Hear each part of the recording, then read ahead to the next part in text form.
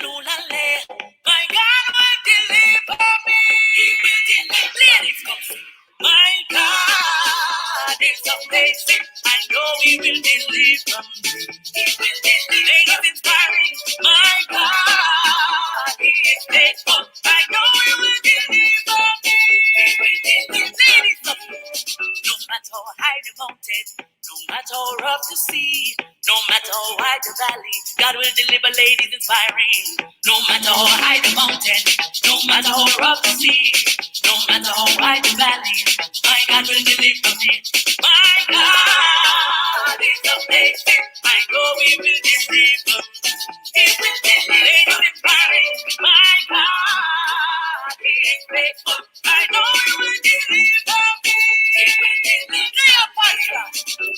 When doctors tell you that the sick can't get better, when bills are piling up, you start to feel the pressure. When we say look up on your knees, my God is ready to see us. There's power in the Almighty. Just read and pick up your Bible, pray. My God is amazing. Does He deliver ladies? He will deliver me. My God is faithful. I know He will deliver me. He will deliver me. My God is amazing. I know He will deliver me. He will deliver me. My God is faithful. I know He will deliver me. He will deliver me. God will deliver me. God will deliver. Wanna run, sing. God will deliver me. God will deliver. Cleopatra, God will deliver. God will deliver. Ladies, just watch Him deliver. God will. Ladies, uplifting. God will deliver you. God will. Ladies, inspiring. God will deliver you. God will deliver. If you're abused, you've been misused, lost and confused, you have no food and no money and no honey, suicidal thoughts. My God, that is my God is amazing. I know He will deliver. He will deliver. Ladies, one more thing. My God is faithful. I know He will deliver me. He will deliver me. My God is amazing. I know He will deliver me. He will deliver me. My God is faithful. I know He will deliver me. He will deliver me. God will deliver.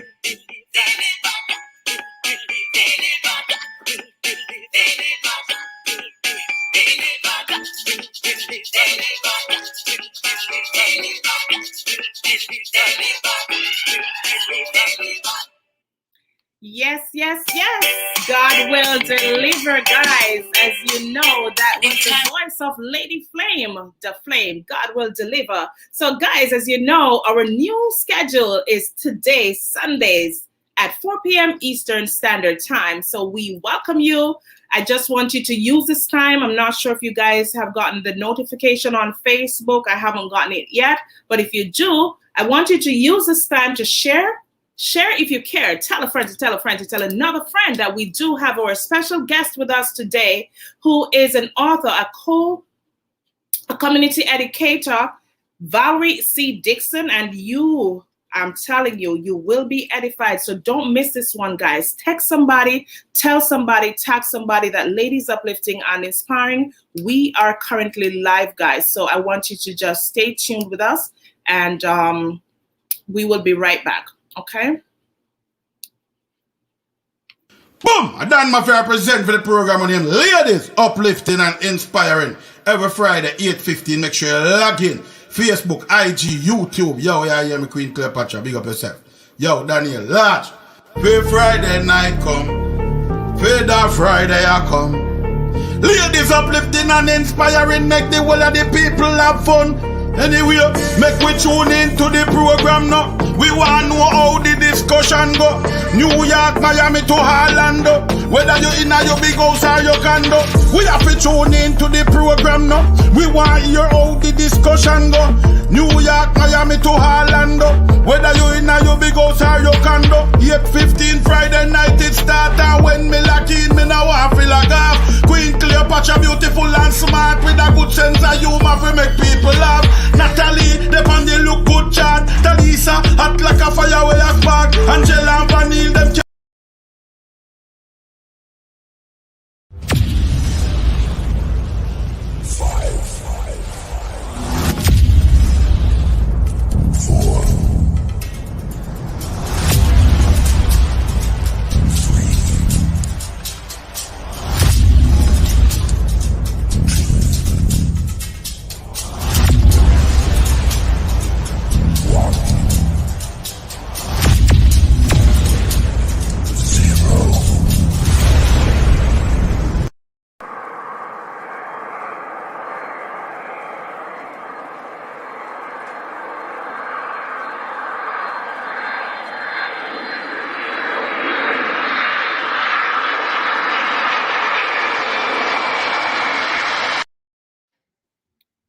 Yes, guys, the plain land. So Valerie C. Dixon is here with us. She landed virtually on Ladies Uplifting and Inspiring's platform. So Miss Valerie C. Dixon, all the way you're in Jamaica, right? That's correct. That is Manchester. Across the ocean. So we want to welcome you to Ladies Uplifting and Inspiring platform today. I know you have a lot to educate us on or bring us back down memory lane so that we can know who we are, as Black people. And, you also have a book out there and our conquerors can see what this book is about. Guys, if you want to go and grab this book, she will tell you more about it. As you see right there, Too Black to Succeed, the FinSAC Experience, and she will be delving into that to let you know what this is all about. All right, so I want you to stay with us tonight. Thank you for joining us. If you are joining us for the very first time, we extend a warm welcome to you. Have you ever been at your wit's end? Have you ever felt that you're all alone and there's no one there to help you? And you're wondering what an inspiration can do and who will inspire you?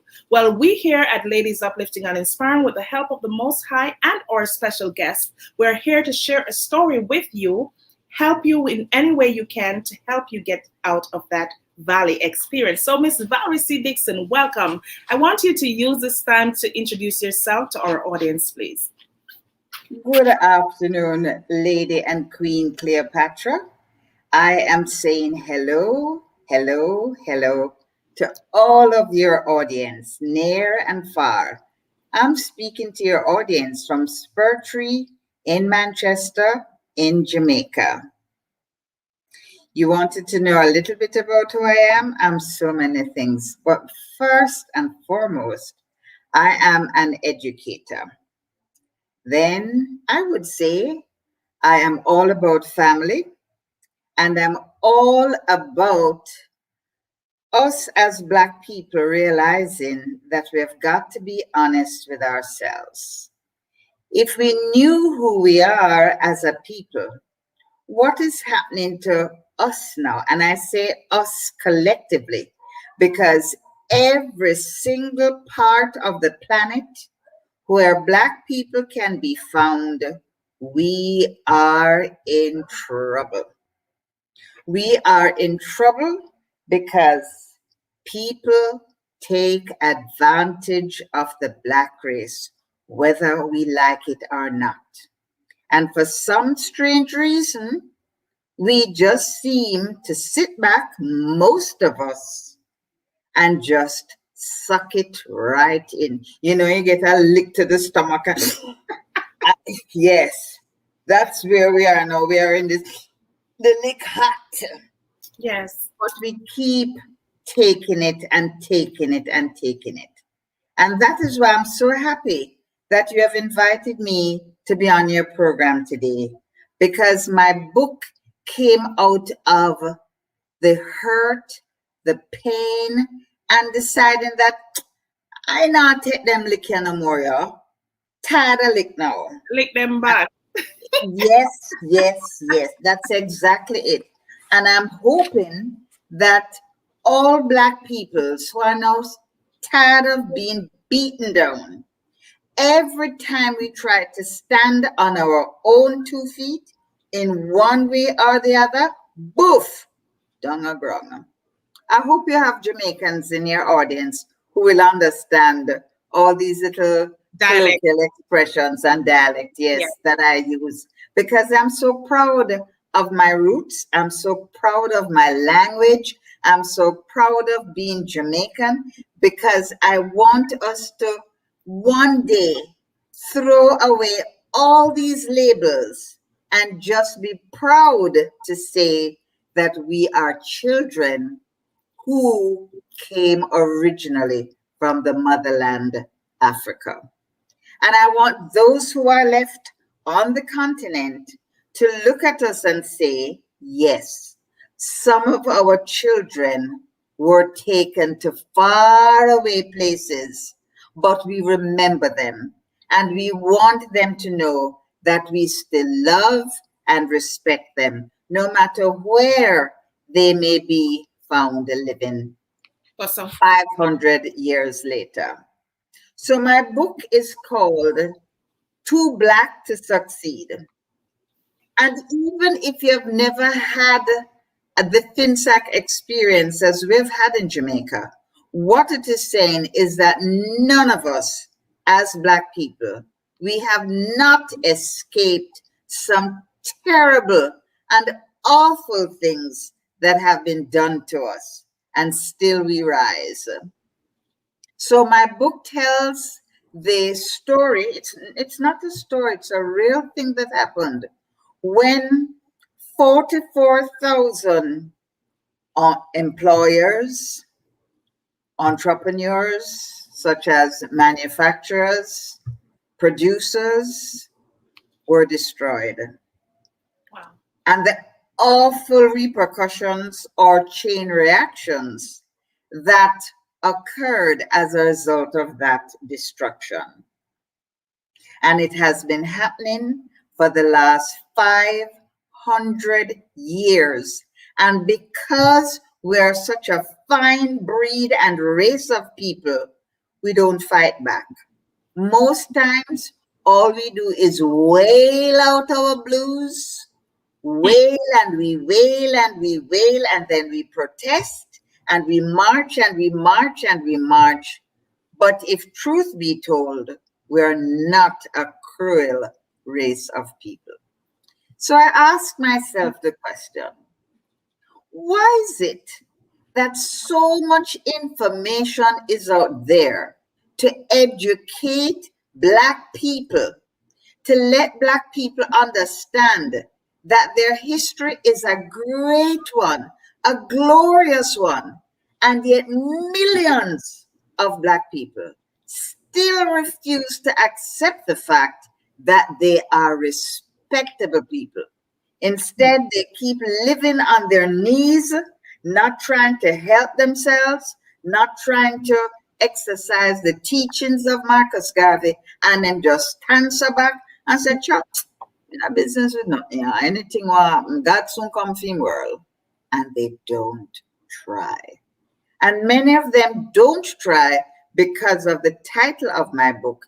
They honestly feel that they are inferior and that some greater force than themselves continues to keep them in their place, which is at the bottom of the pile of any society on the face of this earth. Now, I will admit that one or two of us do, as we say in Jamaica, get through. But they are the exception rather than the rule. Yes. What would have been nice is if, to borrow from the women's lib, a little phrase I remember is, we don't lift as we climb. Most of us, when we get a bus, we're gone like Beijing cat. Go ahead. And we completely forget that our brother needs a helping hand. So I wrote this book because I refused. My family was one of those 44,000 families that were destroyed. But we refused to stay down. A lot of persons committed suicide. The stress killed some more, and others are like the living dead, what we call zombies. Too beaten down, too discouraged, too demotivated, just cannot find that thing Marcus Garvey spoke about, the will. Mm. Up, ye mighty people, you can accomplish what you will. Yes. They don't have the will. They don't have that spirit inside of them, that fire that says, do or die. Yes. I am not staying under nobody's knees. Mighty God. Preach, teach. I am not doing it. I don't have to get into your way. And if I find myself getting into your way and I'm all alone and I know the cruelty that you're capable of, and I know you can unleash that cruelty on me or on my people anytime you so desire, then I'm going to make certain that if I see such people come in, I am running in the opposite direction. It makes no sense for some of us to try and play hero. But if instead of being like this, we come together like this, then we can thump out a man mouth, thump out him teeth, thump him them yay.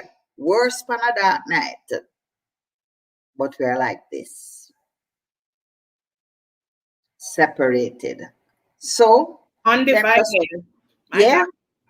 So then just crack this up. Boof, gone with you. Pop you off. Pop off. Pop off. Pop off. And all we do is holler.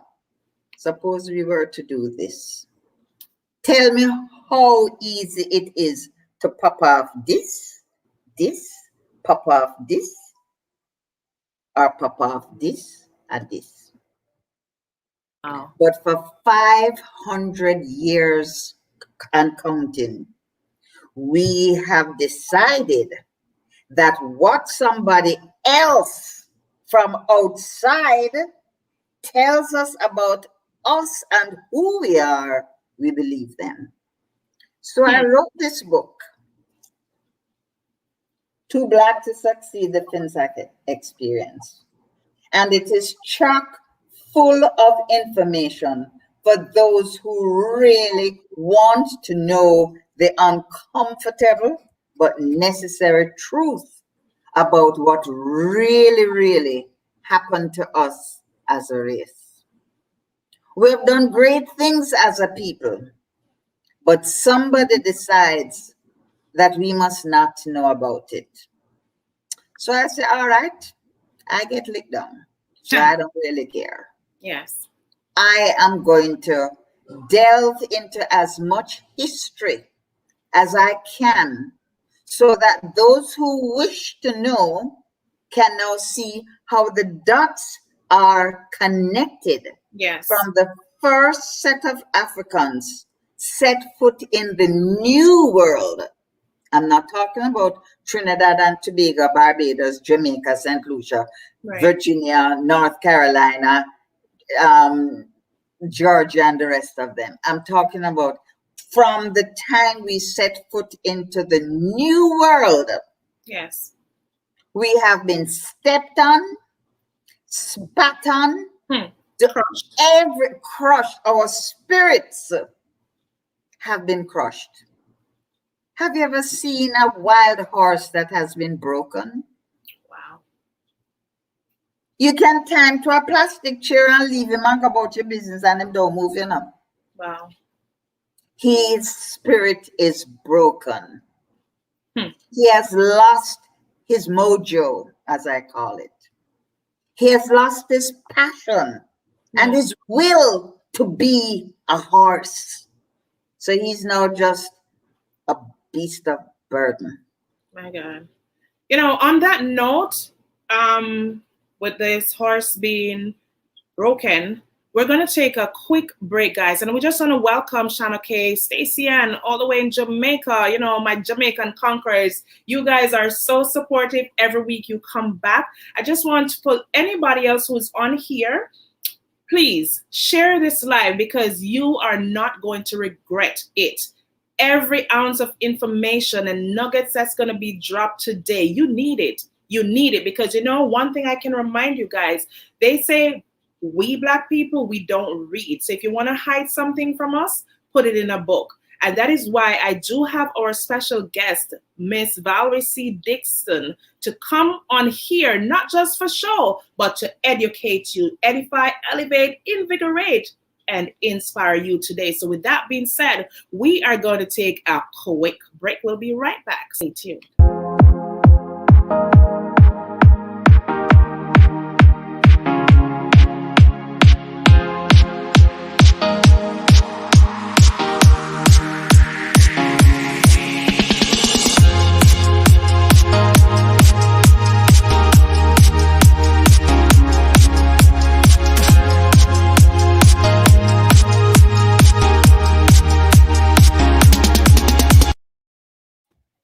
All right, guys, thank you for staying tuned with us. Welcome back. Well, Miss Valerie, you're saying a lot here. I don't know if our audience understand, but like you said, for our Jamaicans and most of our Caribbean people who do understand the lingua, the dialect, I'm sure they're getting this message. So I want you guys, if you have friends who just speak pure English, translate for them. But we're also going to be speaking, you know, standard English, but here and there, we have to say it layman's terms so that most of you, you know, especially our Caribbean audience, our Black people can hear and understand. So Miss Valerie, I turn the mic back over to you because you have a lot for us today. And, you know, one thing I just want to say that, you know, when I spoke to you, you talk about the financial meltdown, you talk about, you know, losing money, the Ponzi scheme, you know, brown and white people and Black people, Black history, the Black entrepreneurs. We talk about a lot about uncovering uncomfortable but necessary truth, guys. So stay tuned with us and you're going to be hearing more from Miss Valerie C. Dixon. Take it away. You know, Queen Cleopatra, I'm going to give you a little task. I would like to hear from you. What kind of answers are you looking for when we talk about Black people not knowing themselves? What is it about us that makes us so subservient? That's a word that just means willing to do anything we're told, good, bad, and ugly. We don't even ask what, how. Without even asking why. They tell us to jump, and we look at them, and when I say them, I mean the people in authority. It could even be Black people themselves, but they're in authority. Yes. And the moment they say jump, we ask how high. But you know what? Instead of asking why. But you know what, Miss Valerie, I'm just gonna stick in right here and jump in real quick. Sorry to interrupt you. No, you're not interrupting. I'm answering your questions and your audience's questions. We're rapping, we're reasoning. We're chit-chatting, we're reasoning, exactly. And that's what we're all about. We chit-chat and we drop nuggets. If you want to catch them, you take them up and run with them full your belly. You understand? Now, and if you don't want them, no problem. Left them right where them there. Someone says, throw in the Patron. Thank you for joining us, Raquel Beckford, the financial consultant. If you want to get your financial literacy and your buying power back, check out Raquel C. Beckford. You can look her up on Facebook. That's one of our Jamaican queens living in New York. She was also a special guest right here on Ladies Uplifting and Inspiring. That's what we do. Empower, collaborate. But you know, you mentioned earlier, Miss Valerie, that we're even quicker to jump when the other race tells us to do. Yeah. Is that so? Yeah, I feel it in my heart that if that were not so, we would not be treated the way we're being treated today. I'm going to give you a little piece of history that a lot of people don't know. Not every black person was a slave. Wow. And we were not slaves until we reached the New World. In other words, we left Africa as Africans. And it was when we came to the New World, and the New World includes all the colonies on that eastern seaboard in America, the whole Caribbean, all the islands. Later, Africa, all the countries were divided up between white people. And this one take that, and that one take that, and the other. Nobody gave them permission, Wow. But them just come And sit, and then decide, say, me want the Congo, me want Nigeria, me want this, me want that, and them just take. And where they didn't take, them just march in, put on them flag, this are for me. And then kick the indigenous people here, there, to hell and back. And to this day, most black people still live in fear of those types of people who, for the most part, behave in that manner. And it's so evident even in this day, today, this era, like you said, it is too blatant. And we still are asleep. A lot of us are still snoring deep in sleep, and I'm thinking figuratively, guys. Yes. You cannot become awake. As we now say, you can't be woke until you look inside. Yes. Someone who has the attitude that says, I saw the thing set. My God. It can't change. Those people are the ones in a coma. And it doesn't matter. They can be so-called educated people who have 10 PhDs, or they could be living under the bridge. They could be rich beyond measure.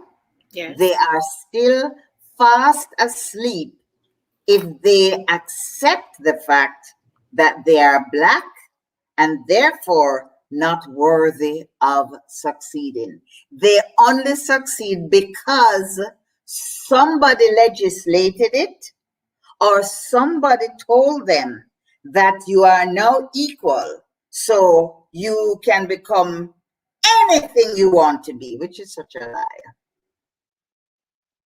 It is such a lie. I want you to tell us, what does that mean? It is, you can become anything you want to be, being such a lie. I want you to expound for our conquerors, let them understand what that means, because a lot of people say, what is she talking about?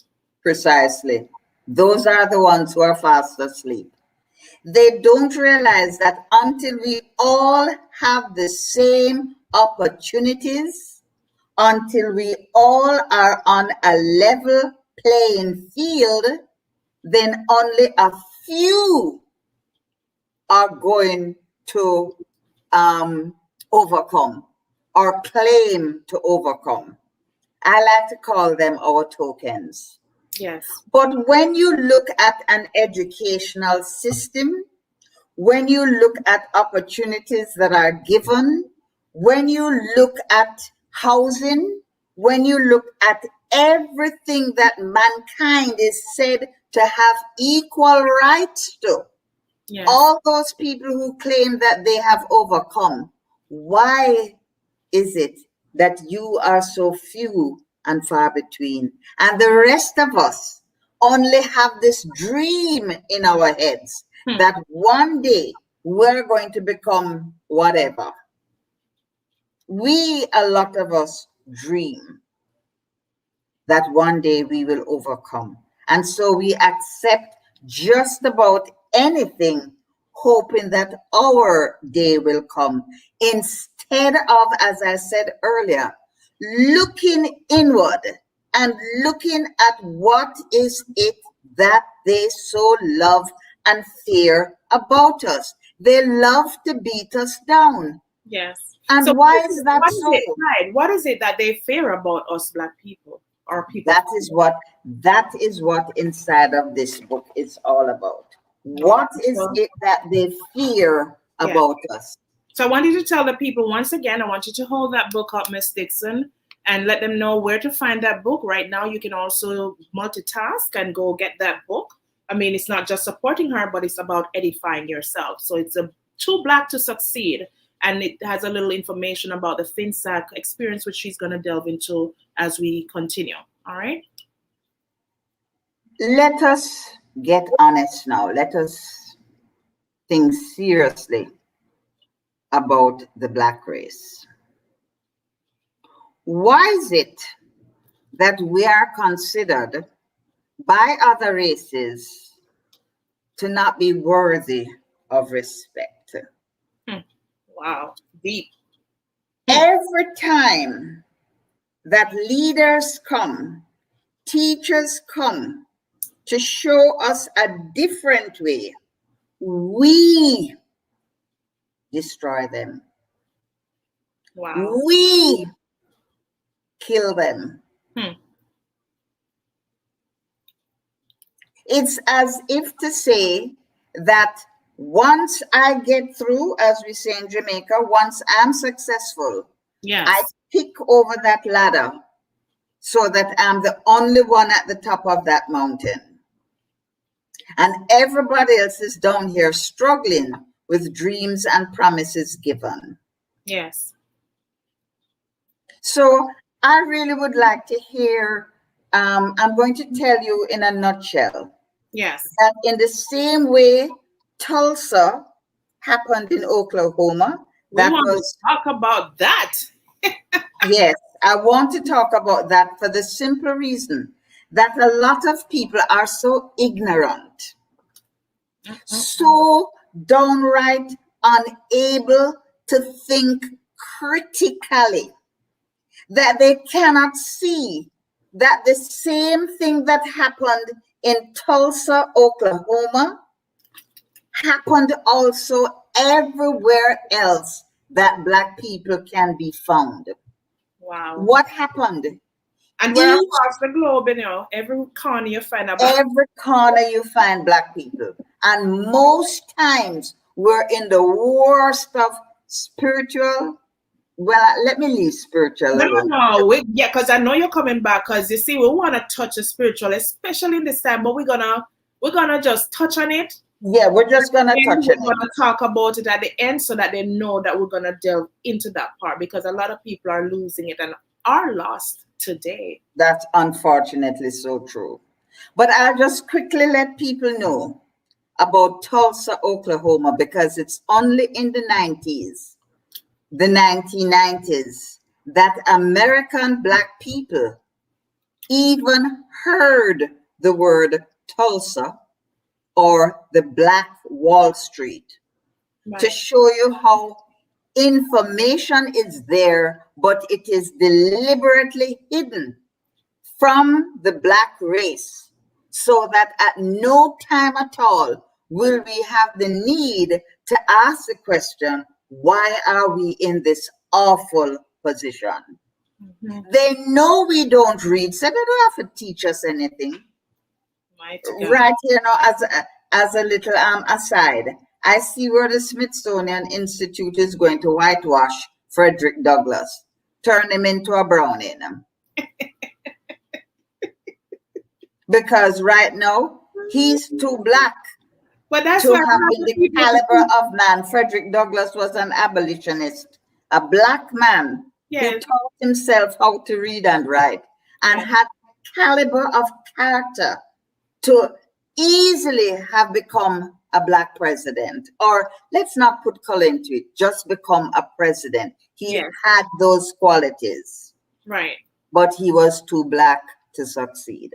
So let me get back to one of your FinSAC experiences that happened in Tulsa. And we need to remember that Tulsa is only one of many Black communities and Black towns that were prosperous. Let me repeat that again. Yes, for those in the back. Yes. Tulsa in Oklahoma was one of quite a number of Black communities that were doing very, very well economically. And what happened to Tulsa was exactly what happened to the 44,000 of us entrepreneurs in Jamaica. They were destroyed. So I don't want anybody to say, "Chat, a source of Jamaica thing shall come with." Yes. I'm speaking about Tulsa as just one example of what happened to Black people in America. And it can happen again and again and again because most of us don't care. So what do you think, even people the other day with riots and all of that, the first thing people do is riot. Now, how would you tie that in with what you're discussing here, Valerie? It's a pity. It is a pity, it's a pity, it's a pity that we have not yet realized that if a man cannot feed himself, if a man cannot clothe himself, if a man cannot shelter himself, I guess you could say living under a bridge is shelter. But if you have to depend on others to do those things for you, you are still a slave. Mighty. Yes, you are still a slave. I want you to look at this little comparison that I'm going to do now. Tulsa happened in the 1920s, before there was anything such as affirmative action, even civil rights movement, and this thing they call equal opportunity, employment opportunity. Yes. Before there were these things, Tulsa was prospering, and jealous, poor white people, and I'm going out on a limb when I say this. Go on it. Yes, were so jealous and envious that they burnt Tulsa to the ground. But the worst part was that they bombed it from the air. Whoa. No normal person can't get permission for put plane in the air with bomb. That don't make any sense. See, if you're thinking critically, that's not supposed to happen. So how comes pilots were able to get up there and know specifically that you see this place here that is prospering, bomb it to hell and beyond? Between 30 to 300 people died, and at least 10,000 people, mostly Black persons, were left homeless. How many Black people know this story? But every day they might tell me, say, "Miss Soul wants save her." Huh. Oh my God. Save from what? Poverty? Of course I wanted saved from poverty. But what are we doing besides protesting, besides marching, besides wailing out the blues and make the whole world know so we're sad? What else are we doing to help ourselves? And I'm going to leave you with something, and your audience. Yes. It is a proven fact that when a Black man earns $1, that dollar circulates within the Black community for 6 hours. Wow, 6 hours. And why is that only 6 hours though? 6 hours. Why? Yes. He uses it to support the very people who are kneeling on his neck, shooting him how many times in the back, and doing all manner of evil to him because them's a darn selfish, to themselves. There is something about the spirit of people who have that fire in them, who have the will that Marcus Garvey was talking about, Yes. to float regardless. If them even have to dig mud, sprinkle sugar upon it, turn it into cookie, and eat that, they will do it. No, not most of our people. We run gone to the very people who whip us every day. So that is what this book is really about. To show how no matter how hard some of us try to rise above our poverty-stricken selves that we are forced into due to our history. Yes. This is no accident. Black people are not supposed to succeed. They are doing everything to keep us in our places by even not allowing us to vote. Huh. I wonder if people know these things or they're just, I don't know. I think they just don't care. Thank you for joining us, Jalena's Design, all the way in Fort Lauderdale. If you want the best designs, check her out, Jalena's Design, Dezign. Thank you for joining us. And as Stacy's saying here, Red Summers, when white mobs massacred blacks from Tulsa to DC 1921. She's just reiterating what our special guest, Miss Valerie C. Dixon, is talking about and more. That's right. Red Summer. When white mobs, and let that have been the other way around and see how many of us would have been lynched in 1921. So we have got to realize that what happened in Jamaica is not anything special. It happens everywhere Black people are once they make a move to help themselves to get out from under the spirit of poverty. My husband was in business. As a matter of fact, it was always his intention to be his own man. It's something that was instilled in him from his dad, because his dad was a farmer who didn't work for anybody. As a matter of fact, one of the lyrics that ended drop into me was this. I remembered we were behind the cafeteria and he's there strumming away on his guitar. And I'm impressed. And I looked through the corner of my eyes and I noticed that his batchmates, who are final year people, you know, they're leaving university college. Right.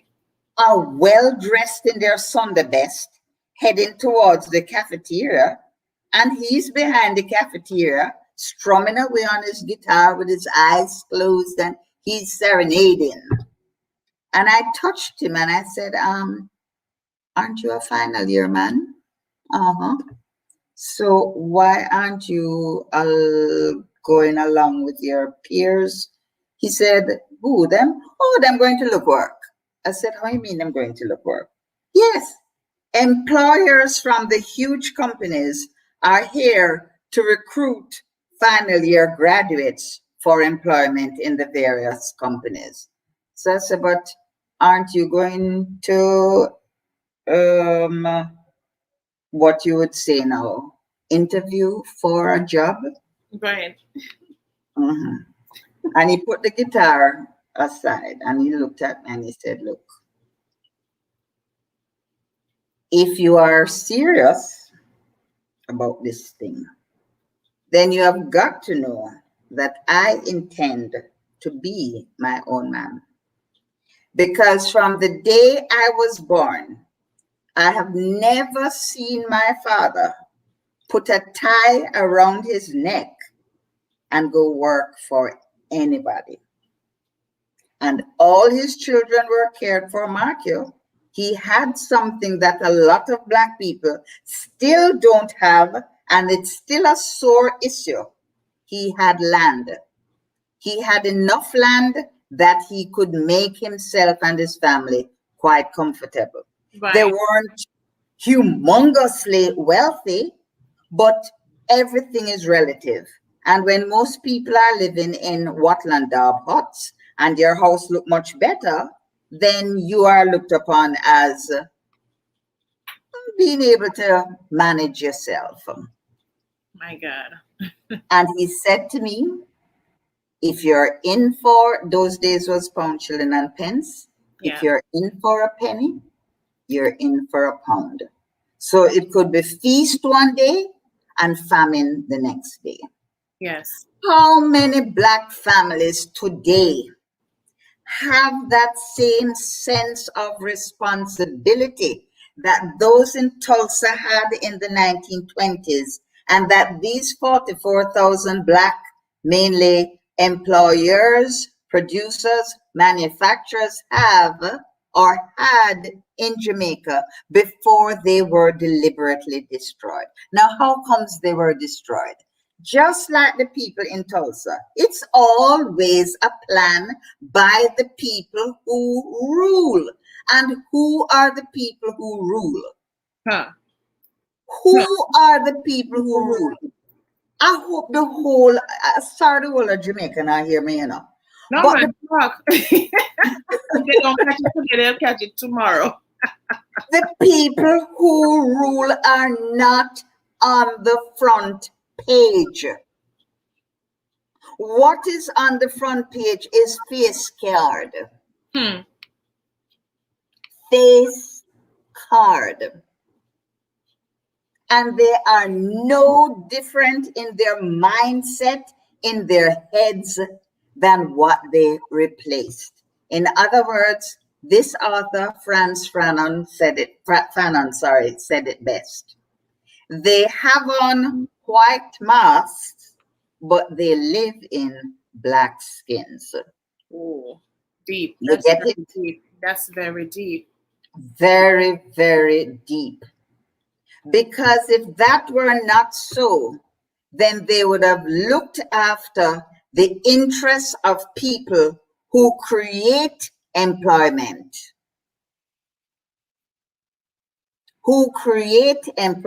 Without telling you everything, I'll tell you that some of these companies were employing as many as over 1,000 workers. Yes. An insurance company, they were doing like 900. Everybody that was destroyed was an employer. When you destroy these people who make up the backbone of your economy, Right. I know we had a couple hundred employees, and when they're done with us, Right. we did lucky if we did have 10. Right. So What it's like killing out a nation. It's like, So, thank you, ma'am. So what happened to the 190 workers who we had to let go or more? Them have to live, Yes. They have, and if they can't live well, them are not idiot. Our people are not idiots, but these people who now rule us and the ones before think that everybody who is Black is an idiot or a monkey. I won't even bother touch the monkey side of things. And Black people still refuse to see the light and make up their mind to eat colored greens or callaloo or lettuce every day in order to build up themselves, Yes. to get up off of their knees and stand up straight on their feet like decent human beings, and stop making kaba take advantage of them.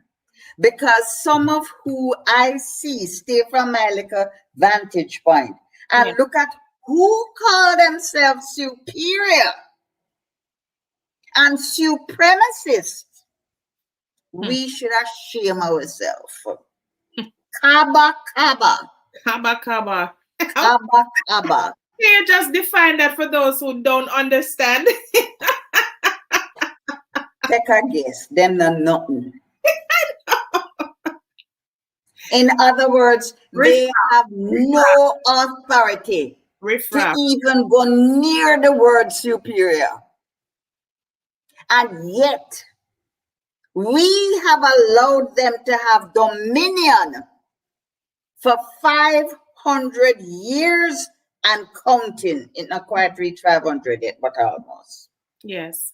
And I have exposed it in this book to explain why so much knowledge is available and so few of us have that knowledge.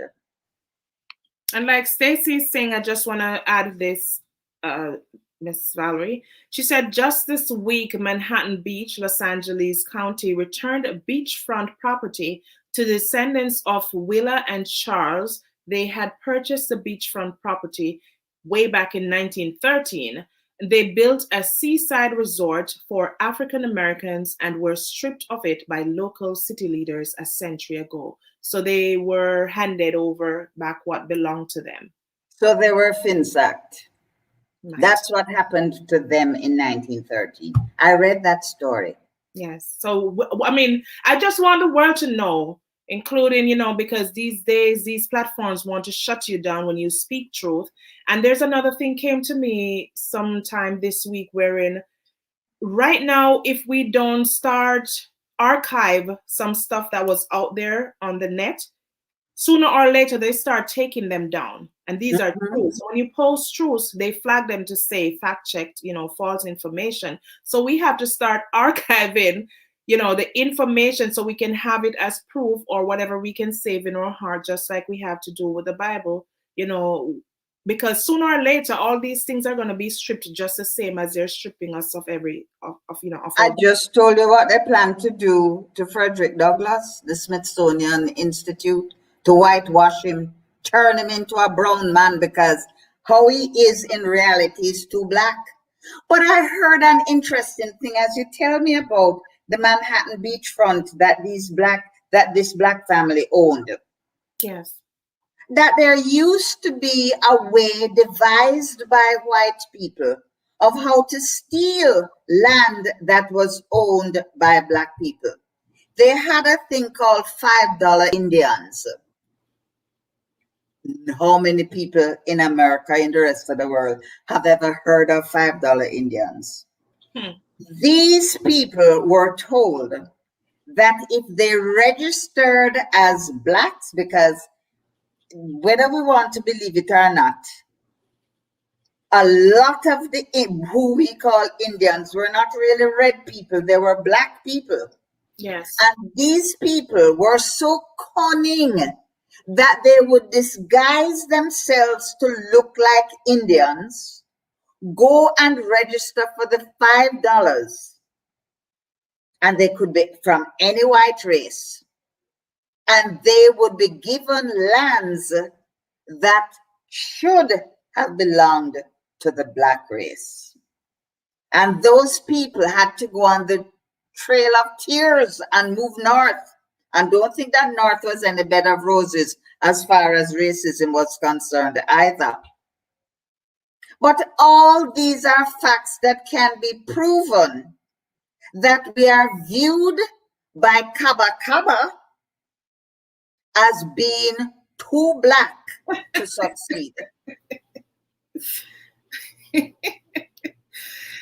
I wish I could have really laughed, but when you see what happened to all of these people, and they were not big people, they were just ambitious people in Jamaica. Like there would be a mason and he would hire 2 men, so him providing employment for 2 laborers to work with him. You have the plumber, the dressmaker, the contractors, then you'd move up the line now to persons who were established over a number of years. Right. Let me just sidestep something and educate people on something. That's what we're here about today. Go right ahead, special guest Valerie. We have a national hero by the name of George William Gordon, who is what you call a mulatto, a brown man. Father white, but his mother black, and she don't even have a name. I want to write another book, because I'm telling you the truth. I'm feeling it in my spirit.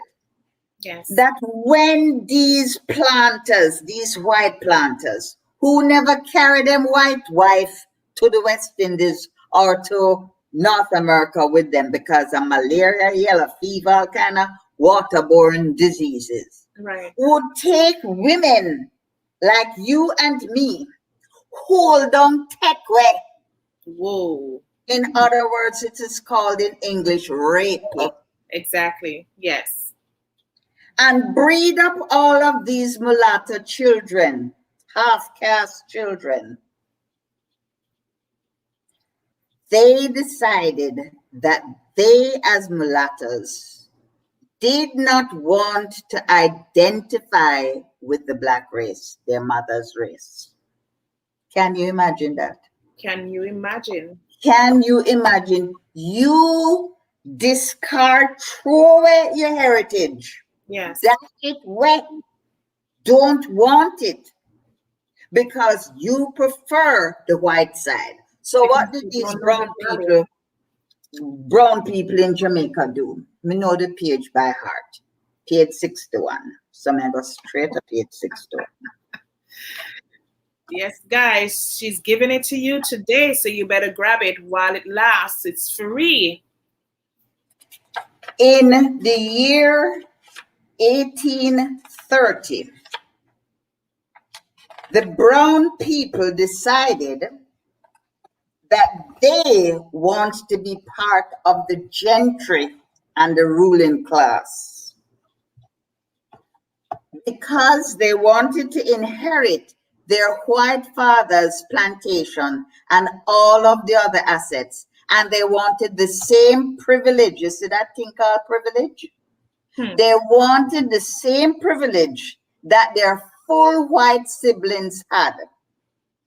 And so they threw down a threat to the white government of the time. We call them the colonial government. Yes, colonial. And said, because they were not seen with any respect until 1816, when they said they are going to get access into this white class if nothing else them do.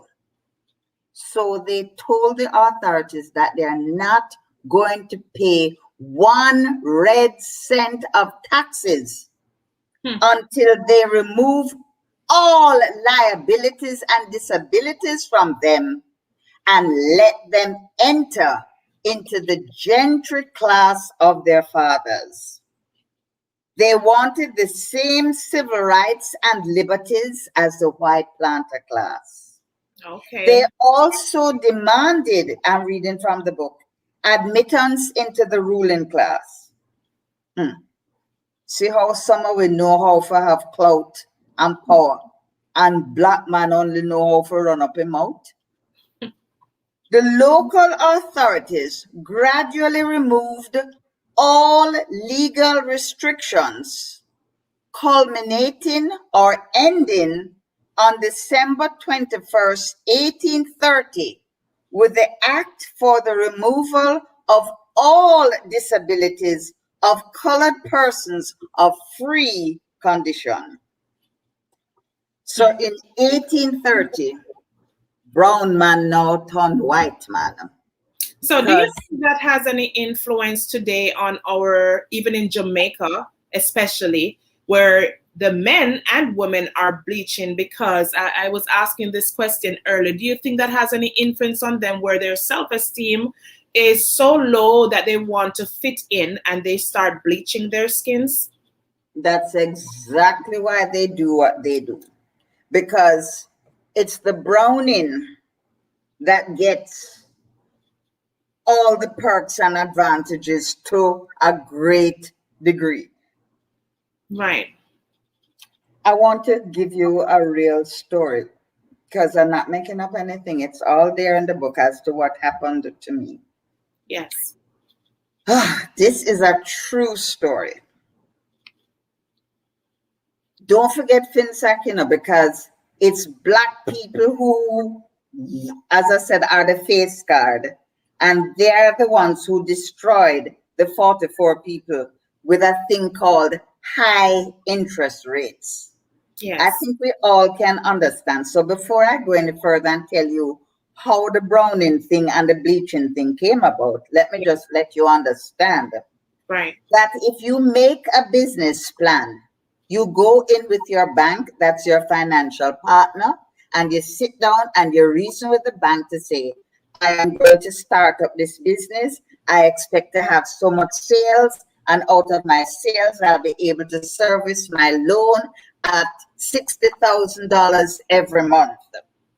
Yes. And the bank says, yes, we will give you the loan because you're going to want state-of-the-art equipment. You're going to want to upgrade your training. You're going to want little development. And in other words, you want to be cutting-edge business. Yes. There is hardly anybody except certain kind of men. You can read between the lines. That's Who right. can go under them bed and pull out any amount of money and finance them business.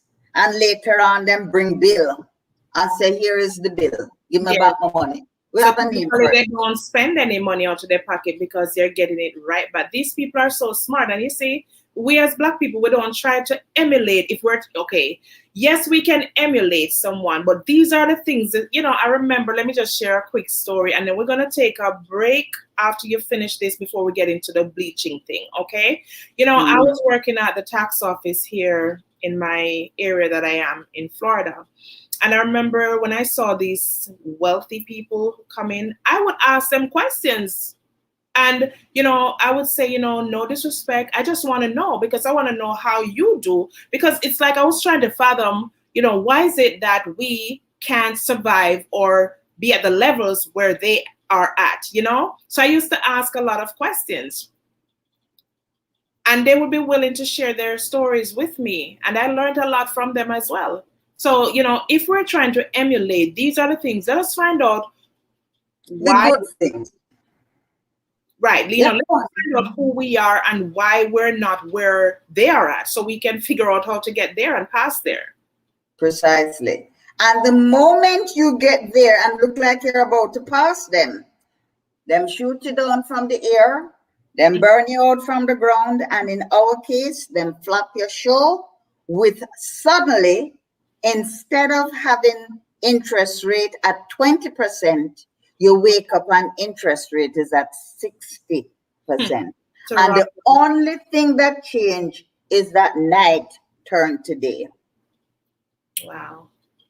Which businessman can service a gap between 20% and 60%? You're not going to be in business for too long. And you've been in business. This insurance company was founded by George William Gordon Mutual Life Insurance Company. Yes. Tell the people that them don't know how to run business. The company is over 100 years. Our company was well over 25 years. Other companies were 50 years. And suddenly, overnight, we don't know what we're doing. We don't know how to run business. We are a thing I put in the book called bad debtors. Look here. Because of this thing, I get a little shaken up. May as well tell you. But me ain't gonna put rope around my neck. Right. Just please nobody. That's right. So I wrote this book. And I'm hoping that apart from buying the book, it will really serve to educate people. Right. As to why it is we are in such awful states and Cava said them superior. We need to start thinking and stop all this chatting. Nobody don't chat like us. No actions behind it. Right. I call them the NATOs or NATO. No action talk only.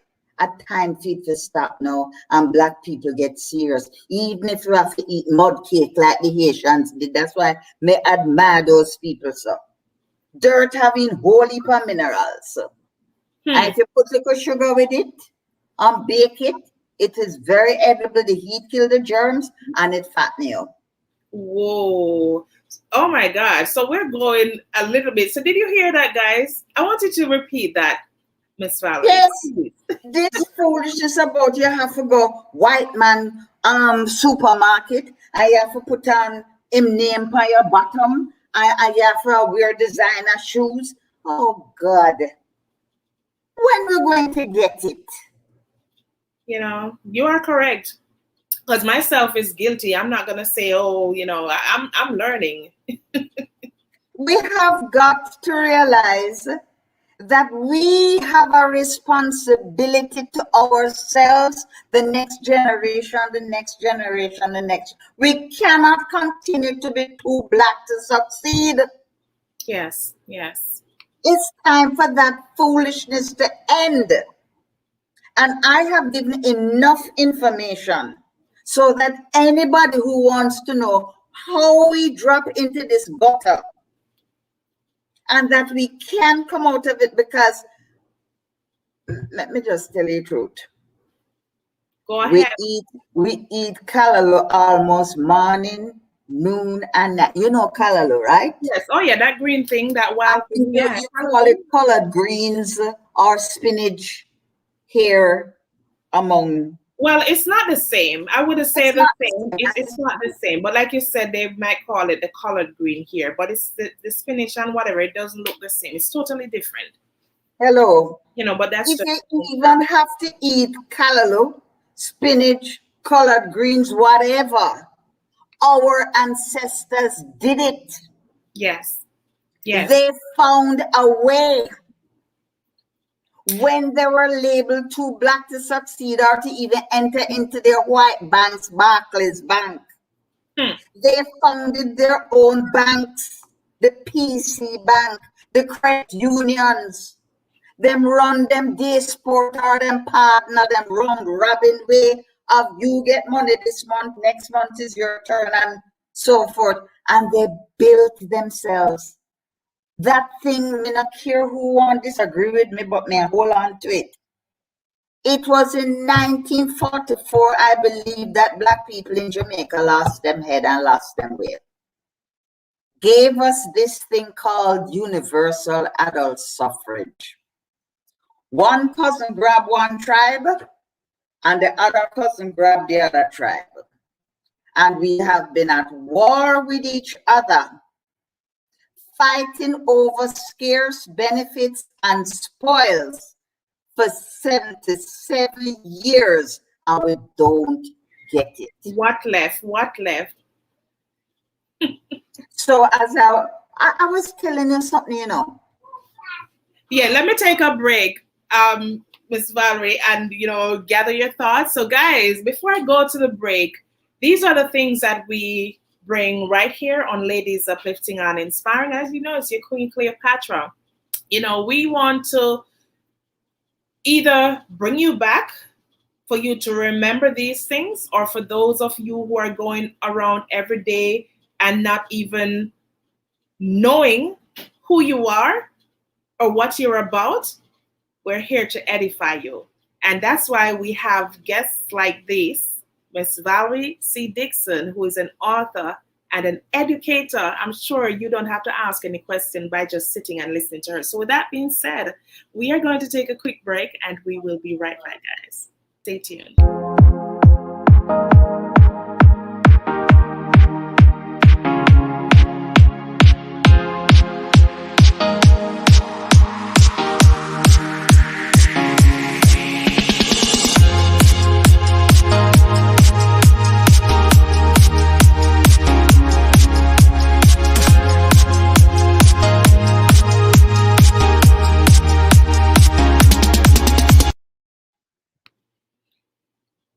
Okay, so welcome back to Ladies Uplifting and Inspiring. Today we're talking about uncovering uncomfortable truths. We know that it's uncomfortable, but we also know that the truth is necessary, and we need to learn. We need to learn. We need to listen, not just hear. We need to listen, make sure that it registers here, because what is in here, no one can take that from you. And so, Miss Valerie C. Dixon, author, educator, she's here to educate you, let you know about who you are, because we don't hear much about our colored people. We're pushed aside, we are abused, we were robbed, and you name it. And so she's here today to tell you more.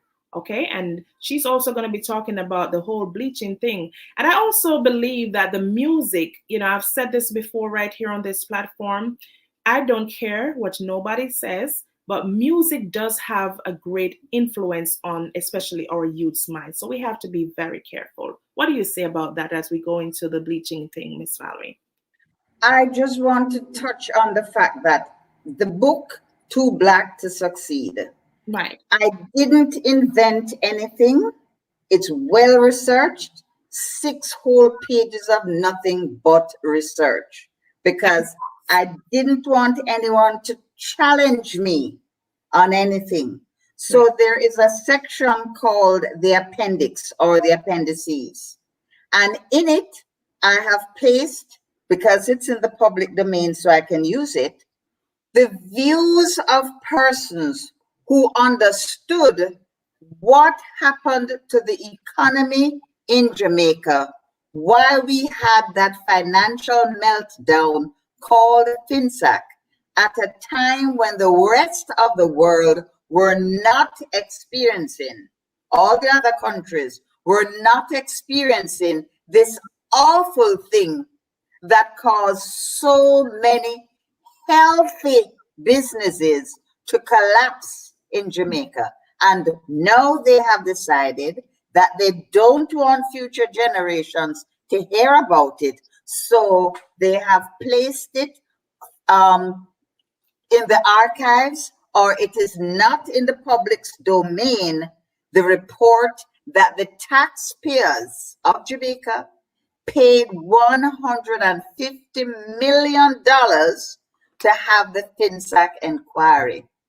If there is an inquiry, then by right, there should also be a report of the inquiry. What were the findings? All of us would like to know what happened to our assets. We want to know who were the foreigners who came in and bought up our assets and are selling them back on the real estate market. And all these injustices that have been done by Jamaican Black leaders to their own Black investors. And now I don't think you can find many Black investors because they're gone with the things. So we're robbing from our own selves, in other words. Is that here? Do you think that happens as well, where, Black kills, Black, let me not use that word because we have to be very careful, especially on these platforms, even though I am fearless. And the truth is just the truth. But do you believe that, you mentioned at the beginning that we're undivided. You may have used another word, adjective, so to speak, but do you think that our own Black people, we push each other down? Miss Cleopatra, don't get me started. Make we move on to another topic. Go right ahead. This whole business of bleaching, as I said, most of the companies that were destroyed were mainly Black people.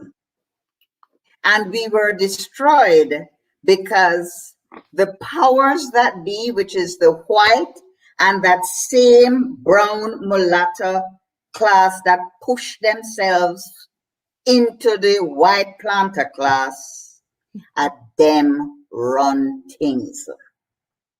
Okay. So when they see you as a Black man doing well, that not sit good with them at all, at all, at all.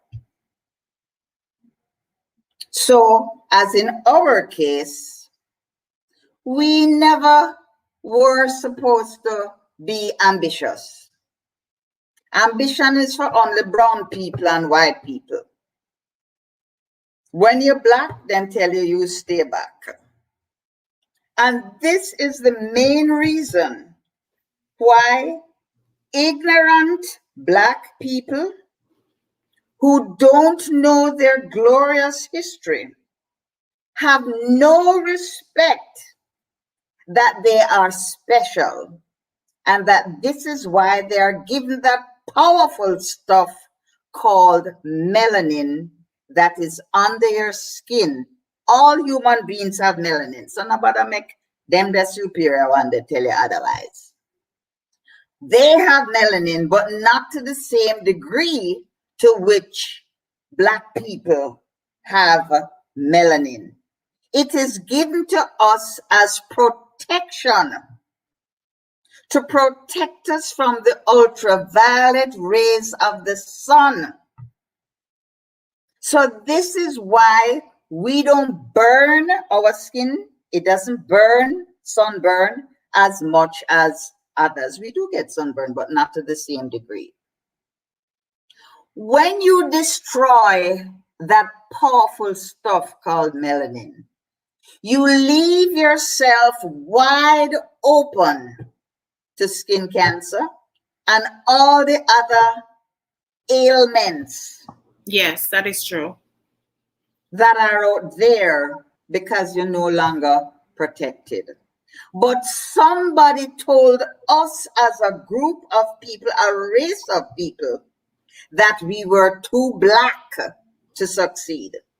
And so most of us, millions of us, took it to heart. And guess what we do again? Me tell you, say black man, me no know me go do with him. It's just Besides, it's nothing to laugh about, but it's your expression. I can't help it. Forgive me, Cleopatra, but me tell you the truth. As you take a break, a breather. One of our viewers is saying, a lot of the parents did not know how to reinforce, enforce, or validate our blackness. What do you have to say about that? That is true. Because I went to top high school. When I tell you I went to an elite high school, thanks to Norman Manley, I never heard of Marcus Garvey. Did you hear what I said? I heard you. You never heard of Marcus Garvey. And it's so let me just add real quickly. It's just like when I migrated to the United States to attend school here. I mean, I went to the University of Technology, UTech. I also did marketing, at UCC. But when I came here, I remember my first project. You could choose any topic. You were not, it's not like they gave you a list, whatever. And even if they did, me, I'm like stubborn, like a mule. I'm going to go outside the box. And I remember doing my first project, and I did something on a country outside of the US. Now I'm here going to school in the United States. And the teacher was going to let me know that, you got to do one like Starbucks, Walmart, etc., etc. And we're not giving anybody any advertisement here. And I was like, no, you can't tell me that. I'm going to do the project on wherever I want to go because there's not a stipulation. Did you hear that? It's like that egocentrism.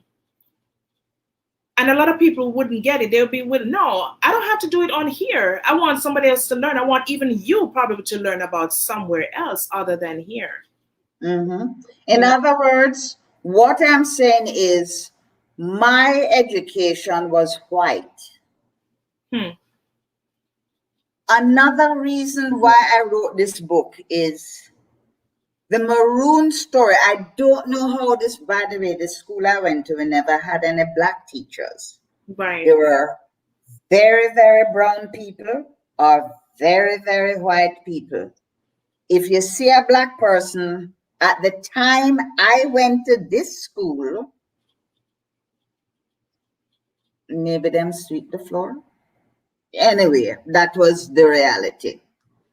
And I couldn't understand why this lady is telling me about the Maroons and how they are the only people to date who have beaten the British at war. My little black ears, them stick up like Belgium rabbit. And I said, what? Black people beat white people in a war?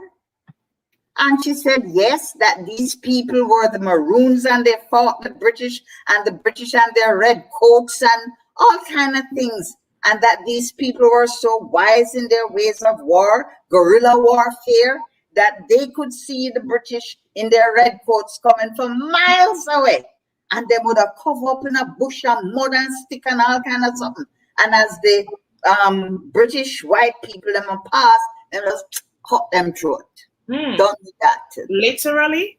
When you read the book, you will see who the Maroons really are. But they are so controversial. I'm mixed with Maroon, you know. I'm actually for real, not a bandwagon thing. My maternal grandparents, they are full-fledged Maroon. They're from Bogue in St. Elizabeth. So you know Bogue is not too far from a compound town. Right. I remember when I left St. Anne, where my dad lived, and we ran away from abuse to St. Elizabeth. That's where my mom's parents were from. And my grandfather's sister, I used to stay around at her house by Little Pot, or it's another district before you get to Bogue in St. Elizabeth. And for those who are watching from Balaclava end, you would know where I'm talking about. And she was so dark, like charcoal dark. Her eyes were so red, like blood. I remember I used to be so scared of this woman in the daytime. I was like, I'm not sleeping here. Hell no. Look here to me. Look here to me. So you will see what the Maroons with their guerrilla warfare and their camouflage warfare, what they have given to the world. You see any European army in a red coat anymore? No. I'm not telling no more. Read it. That's right. I will get my copy, most definitely. Miss Cleopatra, we as Black people, if we only knew who we are. And I have given a lot of that history in that book, because unless you know Genesis, how you reach your revelation. And we're talking about Genesis, even though we know Genesis is the beginning, we're talking about the Bible. So no better go read. I'm not going to bother go there so we there yet, Miss Cleopatra. Right. Remember, we're leaving that for our part 2, because you're coming back. You're fully loaded, fully armored and fully loaded. But as we talk about Maroon community, that explains me. Yes. As I said in the book, I am from what we call a mixed litter, where the children are of different complexion. Yes. Although they have the same mother and the same father. So although I have 3 other sisters, we all have different colorations. Right. And for the life of me, I couldn't understand why me dark so. And them fierce so. I mean, one sister has hair on her shoulder. Like Indian.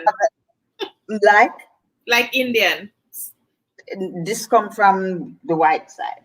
Right. Well, let me ask you, while you're on that though, I really want to touch, I don't want to forget. What does color have to do with it though?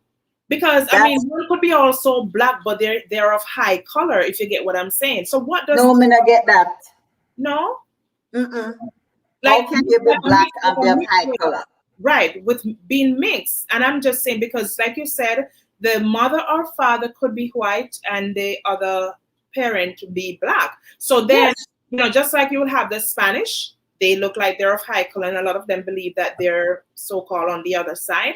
You know, tell them to them DNA because Africa is there. All one country close by to Jamaica where claims say them be white, and we have leaders who are bow down and worship them. Miss Cleopatra, make we go on to what I was saying, please. So, I found out that my complexion is mixed in a Maroon community called Charlestown over in St. Mary. Yeah. When I saw the man who was my granduncle, me never see anybody that color so deep before. But it made me realize that at least there is now an explanation. Right. And you will see again in the book how my mother used her wisdom to get her black daughter into the Church of England primary school after the woman slammed our door in our faces. Whoa. Whoa. Wow. And it is the 4 words she said to me that was a watershed in my life at the age of 6. It made me realize for the first time at the age of 6 that I was black. And after the story is told and so forth, my mother pounced like a cat when she saw an opportunity open up. And she put my little bag into my hand and she said, "Go find a seat." Those 4 words said by a mother to a little 6-year-old. She's gone now. But I don't think she realized What she was doing that day. And with that song, "Go Find a Seat," my mother disappeared from my sight. And I was on my own and I had better swim. Because when she come back for me that evening, me can't tell her something in the school. And it's interesting to see what happened after I took that seat. Huh. I would not allow my complexion, Yes. my color, Yes. to allow this white woman, she never fully white, but you could have called her that, to intimidate me. That's right. Even at the age of 6, because my mother said, "Go find a seat." And I'm not going to disobey my mother for nobody. And at the age of 6, I stood my ground and I found a seat. So all of her children were now going to the same primary school. You can imagine if me did kumu kumu. And Freddy. I start holla. And Freddy. I'm Yes. Freddy. Yes. But how could this woman put me out on Duke Street? If you know Kingston. I know very well. Even back in those days, 1 and 2 people did still have care. Yes. How could she take the responsibility of when my mother comes, she says she don't know I'm there? So I had to take that responsibility at the age of 6. And we have black people here today, hard back black people,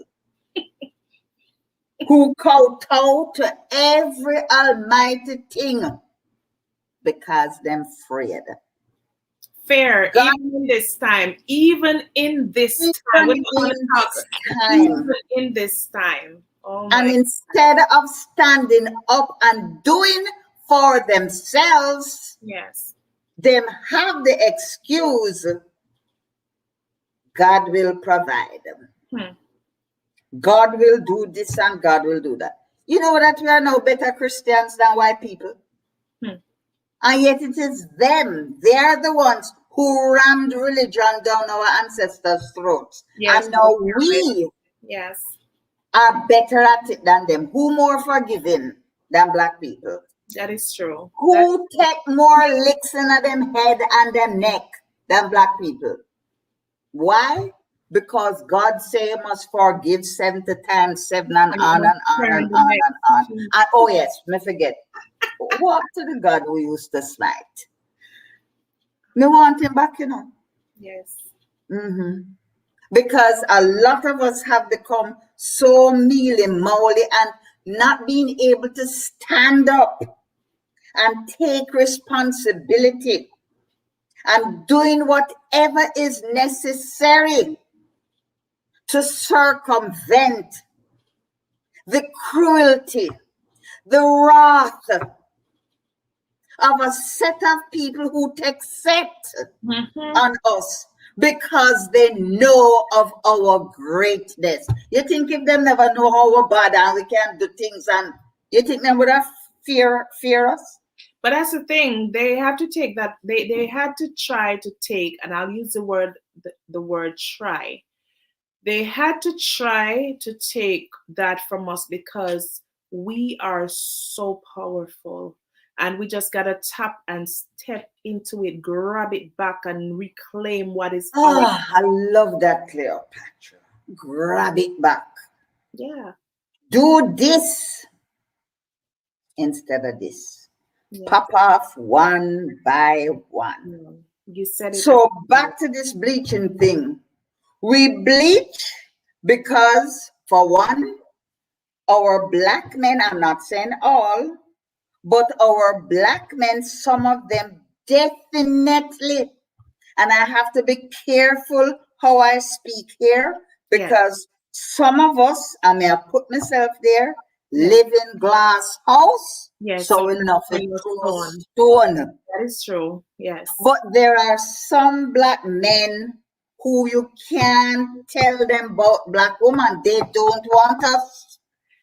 I saw a conversation recently on someone's page, and I was listening to the whole reasoning, and I was like, no, I will not accept that, because if we, not that, because I wear false hair, yes, I wear false nails and all that, but I do it because that's me. I still wear my natural hair. I'm still beautiful. False hair doesn't make me beautiful. But if I'm going down the road. If we walk around with nappy hair or on natural hair, I mean, I'm not talking about we're not modestly dressed and well groomed. Whether we're modestly dressed and what, they don't see us, and then they're gonna say the reason why the other women from other races are taking away the black men is because we don't know how to act, and we're too independent, and all of this bullcrap. Rubbish, absolute rubbish. 99%, and as I said, when you live in glass house, you must be careful how you throw a stone. Anything that the white man has, the black man thinks that he is good enough to also have it. Yes. And they will tell you things like, oh, we don't see color and this and that. And before you came to the new world, color was never a problem. Color was never a problem. You had black folk, you had black people in high society, you had black people as traders, you had black people who were sailors, you had the Moors. That's another black civilization that black people don't know nothing about. And we gave the world so much. Almost everything Kaba have is we them take it from. They have imitated everything and call it theirs. And we not say a word. So bleaching was never a problem. Blackness was never a problem until somebody told us that the fairer the woman, the better she is. So when men would want to fight to go back home to Africa, what the planters who had some knowledge of our history would do was to give them the red Igbo women, because our men back then would have responsibility for their families. They would never desert at that time women who had children for them. And it also gave the man, when he had these brown children, certain status on the plantation. So there's a historical reason for why it is that there are some men who only feel valued if they have a white handbag. And as I said, when you live in glass house, you must be careful how you throw stone. I know the great Bob Marley. The great Bob Marley, I believe he was a prophet somehow, and probably even, I think he knew, and that's why he's not here with us today. So we even go back to that, but we're not even gonna delve into that. But that's just a perfect example of what you're talking about, because we know that Bob Marley, I don't think he just went like that, But hey, as Opal says, welcome Opal to Ladies Uplifting and Inspiring. She's saying, what a great conversation. I would love to sit down with Madame Dixon. So much truth and wisdom. Thank you. Oh, Opal, you're giving me goosebumps. Man, me I get the chills. Thank you so much. Oh, Lord, there is so much for us to relearn, because deep in our souls, we know it, Yes. We find ourselves doing some creative things. Where that come from? Innate. You can kill us out as much as Kaba think they can. Innate. It's innate. It's innate. And if it were not for our creativity, look what them do with reggae music. Right now, if we not stand up strong, them say for them. Amen. And we just sit back and say, "Cha, let them go on with that. We'll make more." But don't you see, even our country right now, what do we own in Jamaica? Let me ask you. What do we? No, ask the black men who's supposed to rule us. Ask them what we own. No, you bring in foreigner. I was to dig down the water source. And you don't feel no way about that? I was actually in dialogue with one of the MPs a few weeks ago on a radio station in Jamaica. And when I threw questions, he was like, calm down. I say, I'm very calm, but I'm very firm. And I'm asking you questions as a concerned citizen of Jamaica. And I don't want to hear that, oh, Jamaica can't compete with a first world country. Push that one side. Don't tell me that. I don't want to hear that, because we find time to do everything else, but we don't find time to sit down, look what's the problem, come up with some different, brainstorm with different ideas for, alternative solutions and implement them and go the way that we're supposed to go. Don't tell me that we can't compete with anybody. Don't do that. Hello. As I said, I've addressed all of that in the book. Anytime it comes to the black people of Jamaica, for them to get any opportunity, you hear somebody jump up and say, oh, we really ought to do that, but it is too expensive. Yes. Every time it comes to uplifting us, giving us opportunities, oh, that would be so good, but it is too expensive. Yet, man come from Middle East, man come from China, man come from hypocrisy.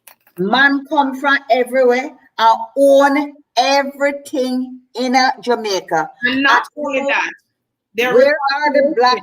They're repatriating the money. Huh? Where are the black investors who carried this country, Jamaica, from 1962 until we were FINSACT?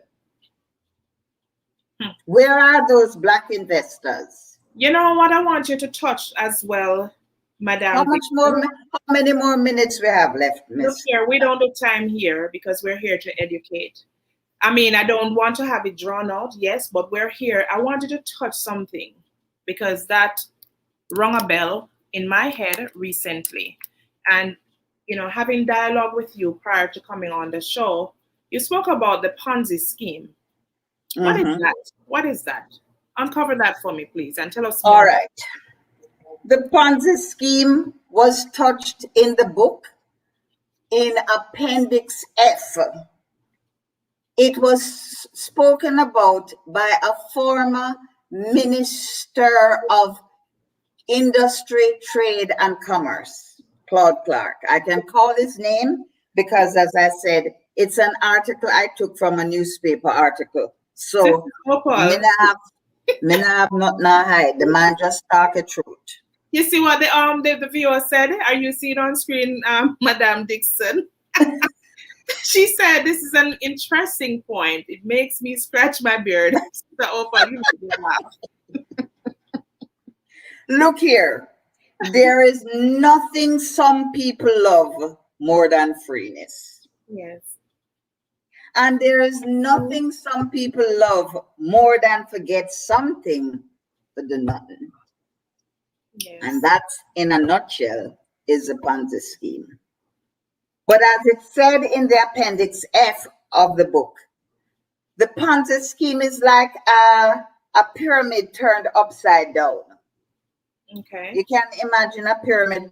Normally, the base or the bottom is much longer than maybe the other two sides. And even if they are equilateral, And the it's more base, foundation. yes, the base is the foundation. Now, in a Ponzi scheme, this gets turned upon its head, where the tip of the triangle is now at the bottom, and the base is now at the top. So those who are at the top were the ones who are able to bring in people with money to pay them. And they tell those that if you bring in people with money, then you get paid. And write down. But as you're going down, the amount of people you're able to get gets less and less and less until you down there so waiting on money, because you know that them up top got, and the money can't come because the thing bust by you. Yeah, because if it's not a cycle, if that cycle ever breaks, then there's gonna be hella below. And that pyramid that's upside down is gonna turn right over and all stumble down on somebody. You know, On somebody, and usually it's those at the bottom who not covered by nothing at all. You know, I just wanna highlight and emphasize so people can understand what we're really talking about as it relates to the Ponzi scheme.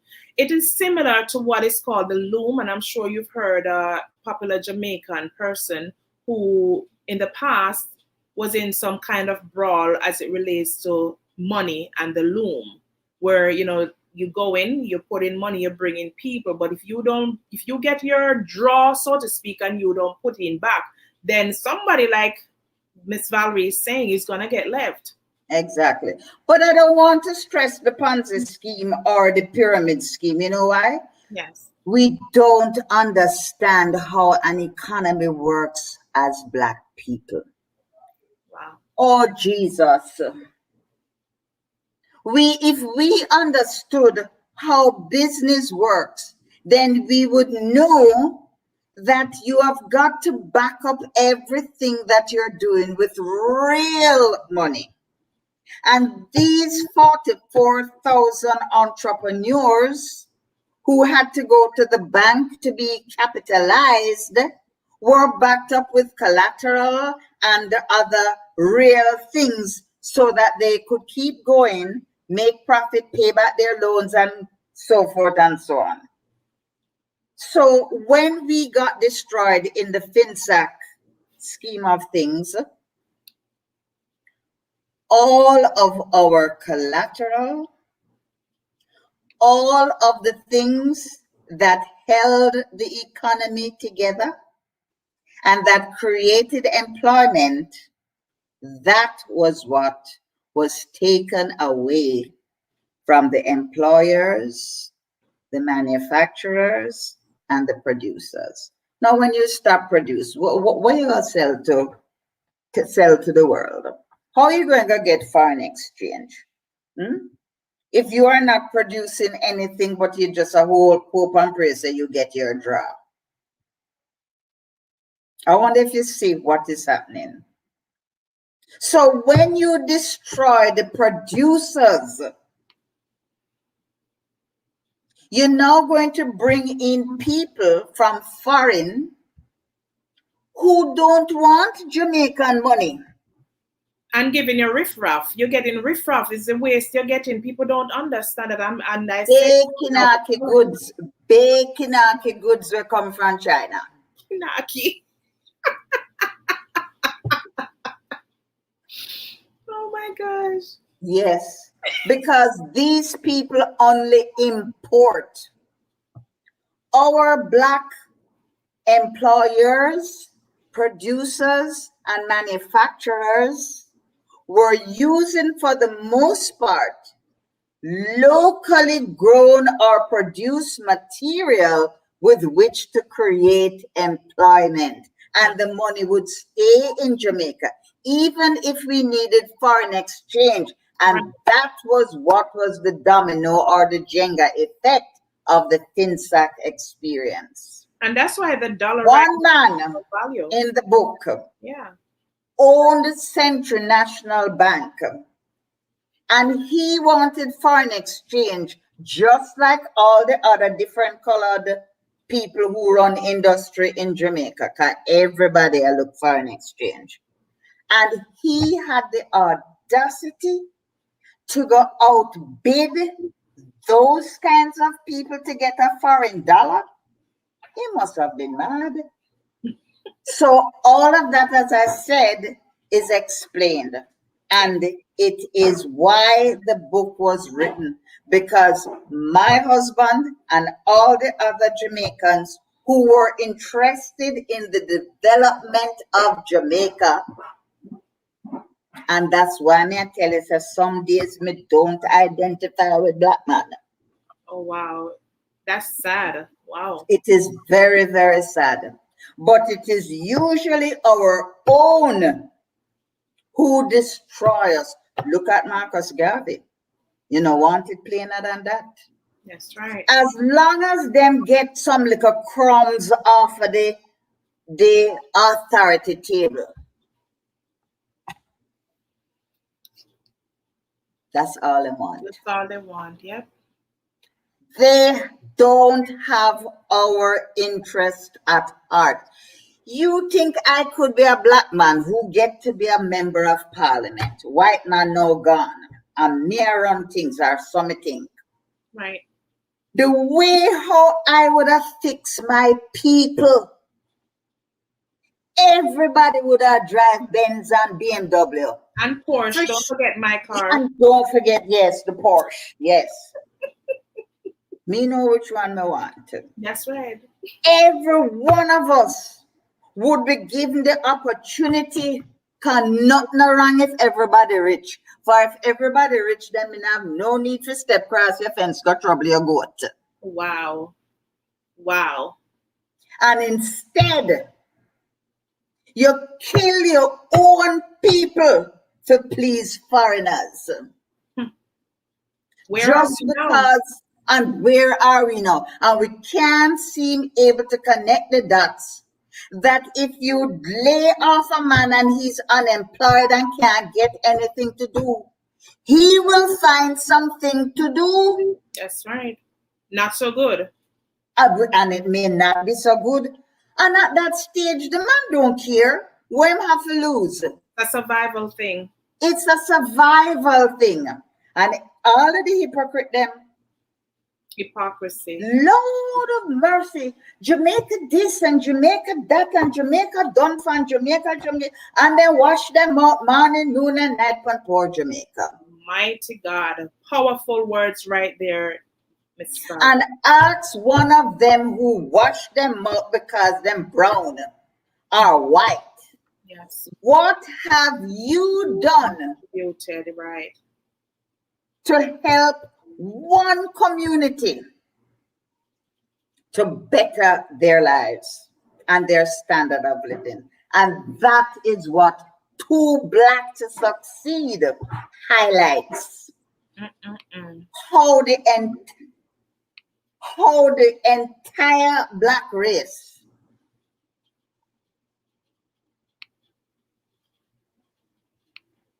was left in a state where they have lost hope. Most of them, because remember the 1 and 2 who get through, you know, them swear them overcome. So them think them better than everybody else. And that is our problem, the better than. Because I can probably find 2 meals a day and you can only find 1 or half. I immediately look down at your class, you as, sure, them the people there, them are not nothing. They're not in my class or my category. Exactly. And yet when the wolf reach for them door, if you hear all them holler. Just like the wolf. Precisely. Mighty God. I put on for the last 16 years the Marcus Garvey Show in a small community known as Resource. In 2019, I decided that it is the 100th anniversary of Marcus Garvey's Black Star Line enterprise. I could do a serious piece of reasoning right here, so now, Cleopatra. Right this so. Right here, so. In 1919, racism, segregation, Jim Crow, John Crow, all kind of crow were at the height in the United States, beating down and lynching Black people. And yet, one man from Jamaica by the name of Marcus Mosiah Garvey used a system that everybody now jump on bandwagon to get a fleet of ships. I don't care whether them did raga raga. Yeah. I don't care how much hole the ship them did have. That's not the point. If him did have good-minded Black people with him, he would have get better ship. But with bad mind from the day we come out of the womb to the tomb.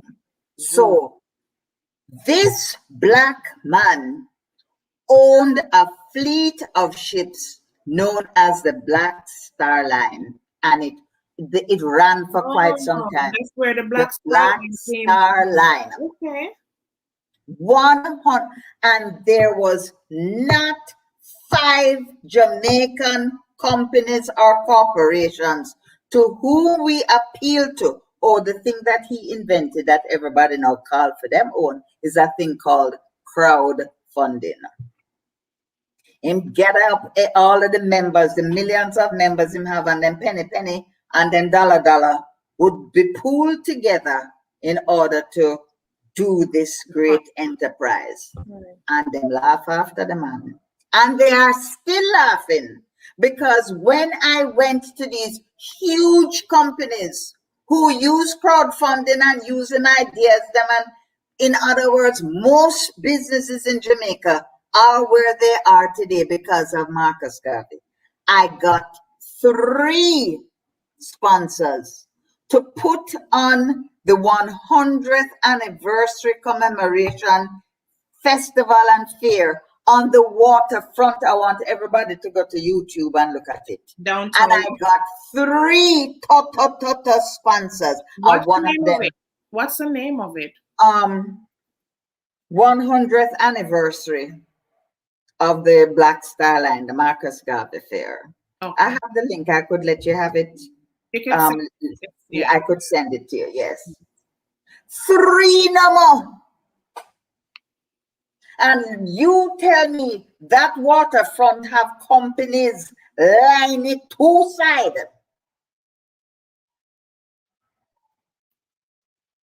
And as I said, of the 3 companies, my husband was one of them. But I was determined that with the help of God, I was going to remember Marcus Garvey's achievement. And I put it on YouTube for posterity to show how we Black people have no respect for the achievements of that great Black man. But we ride him when it suits us. And we take him out when we want mileage. But anything that is going to benefit the ordinary Jamaican, we not in that. Excuses, anything.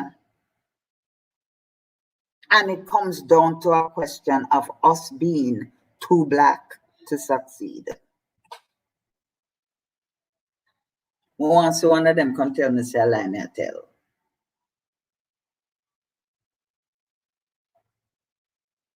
And then we wonder, why it is that as a race, we can't get through. How we must get through? We're about, some of us, We rub out the melanin to the point where we look orange now. My God. And I want to know if we still get the big job with all how we bleach out. I ask girls why they do it, and they make me know that it makes them more attractive to the men. So you see, who is the problem? The black man, most of them have become so wishy-washy, mealy-moly. Maybe not know, sir. And then I don't know if Budgie did really mean what he did do, but it had an effect upon a society that even if he didn't mean it, Yes. the effect is almost indelible. Can't rub out again. You know, let me ask you, Miss Valerie, what's the actual, because I want to show this link, you know, so that people don't forget, so they can go and check it out. When was this event? Last year? It was held on the actual date of the formation of the enterprise called the Black Star. It was held on the 29th of June, 2019. Because remember, it was founded in 1919. So Right. 2019 would have been 100 years. What would have been the title? Just give me the title so I can look it up while we're here discussing it. That is so good. Then when you want your phone, you can't find it. You can tell me. Guess what? Not just only phone. Anything at all that we need at that moment, we can never find it. And when we're looking for it, it's all up in our face. I could have sworn that I had it with me, but then I said, in case it rings, Right. you know. Because you could put it And on. I'm not so savvy upon the technology, otherwise I would have gone What's the into title of it on YouTube? So guys, we're just here 100. trying to find this Let video me see. See if you can find my phone for me, please. so that you can actually see what she's talking about. We like to show you visual as well, because some people That is are so not great true. listeners, but they're very visual learners. And that is why I gonna be honest with you. I am not really one of those persons. If I can't get a platform like yours where I can show rather than chat, show this book and what this book really, really contains. Because the information in here, no, but the rulers don't want us to know. They might just tell you the truth. The truth is the truth, and that's why we're talking about uncovering uncomfortable truths Yes. when necessary. Today, right here on They Lady. do not want us to know the truth. Yes. All right, it is. I'm going to send it to you, Miss. Yes, I'm waiting. Oops. Be patient with us, guys. As you know, this is a show where we keep it real, you know, so we're just here trying to get this link that our special guest, Miss Valerie C. Dixon, who is an author and an educator, I'm sure you can attest to that just by listening to her speak right here on Ladies Uplifting and Inspiring. I am telling you. Okay, guys, so just bear with us, please. Yes, just. And we're almost over, but in the meantime, if you want to share, tag somebody, text somebody, tell a friend to tell a friend to tell another friend that Ladies Uplifting and Inspiring is live. And our new time is on Sundays at 4 p.m. Eastern Standard Time. So do the maths wherever you are in the world. We cater to you all. Your concern concerns us, and together we conquer. So in the meantime, while we lit I up... think it's probably not on my thing here, but I'll get you the link as soon as I am able to. And you said the topic was the 100th anniversary of the Black Star Line, Marcus Garvey Fair 2019. Does it have the Prime Minister on it? Excuse me? The PJ Patterson I'm talking about, the former Prime Minister. Is he on that? And how long is that? Do you know how long is that take? Because I see a lot of stuff coming up here, but I'm not sure which one is it. Does it have a leader, Bandaka? I'm not sure. Time to build an economic power? Not sure. Oh dear, why can't I find this when I need it? But anyways, Prime Minister? Look here. When it comes to Marcus Garvey, there is very little respect. Wow. The people who love Marcus Garvey are the people who can hardly help themselves economically. And the people who can help themselves couldn't care less. Right. Couldn't care less. We live in a strange world. And I'm telling you the truth that some of us, we not get nothing, no recognition or nothing, but we do what we have to do because we are driven. We have a passion that says it is the right thing to do. It is the right thing to do. And so, to Black to succeed was the right thing, I believe, for me to have done, because it is not right for at least 2 generations, the millennials, the one in front of them, and not to mention the generation that my generation produced. They are interested in nothing. The very few who will read, I know there would never be a market for a book like that. So I have to now look for people, literally look for people who are awoke, who wake up. Right. It now makes sense. Marcus Garvey said, some Black people are of no earthly use to us here. So how are they going to help us in Africa? Yes. We have got to just face facts that some of us are quite content to live how we live, being somebody's footstool. And there are Black people who will sell us out in a flash. In a flash, a point of an eye. But you know what? The Bible tells us that our enemies, and a lot of people believe that we don't have enemies, and these are some of the people who we're talking about who are our enemies, no matter how we try to sugarcoat it. But they should be our footstool, not the other way around. I think I get in the link. That's okay. So guys, as you've heard it, if you did not start watching us at the beginning, our special guest, this queen right here, Jamaican, all the way in Jamaica, Spurtree to be exact, is telling us about our Black history. She's educating us. You know, she spoke about the Tulsa, that fire that burned down the Black community to the ground. She spoke about the it's called the Marcus Garvey Fair. And much more. I just sent it to you. Please let me figure it. It's called Marcus Garvey Fair 29. Yes, I got it. Thank you. Yeah. So please share that for me.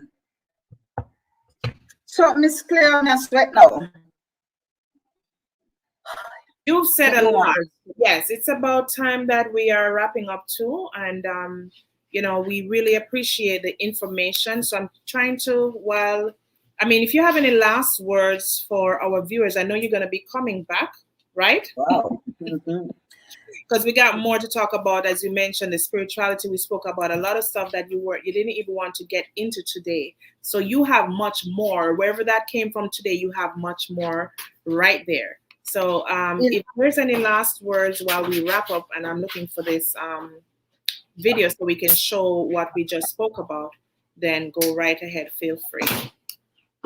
Yes, I saw this little quote, and it says, your visions will become clear only when you can look into your own heart.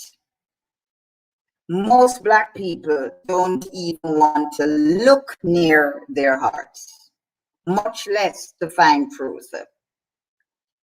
Who looks outside of himself dreams, but who looks inside becomes awake. I think I can end right there, because as I said, the information is out there. If I can find it, anybody can find it. but you have to want to find it. You have to have that passion within you. And and I'll end with Marcus Garvey when he said, "Up ye mighty people, or ye mighty race, you can accomplish what you will. If you have no willpower, you cannot write a book."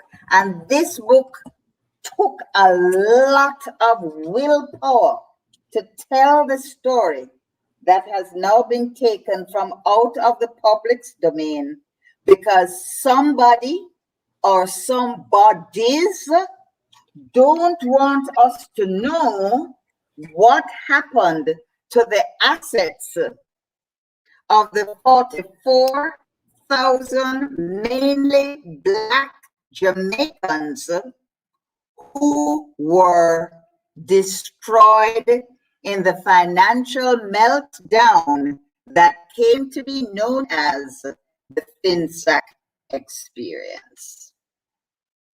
And that's the name of the book, Too Black to Succeed, the FinSac experience. Oh yes, there is the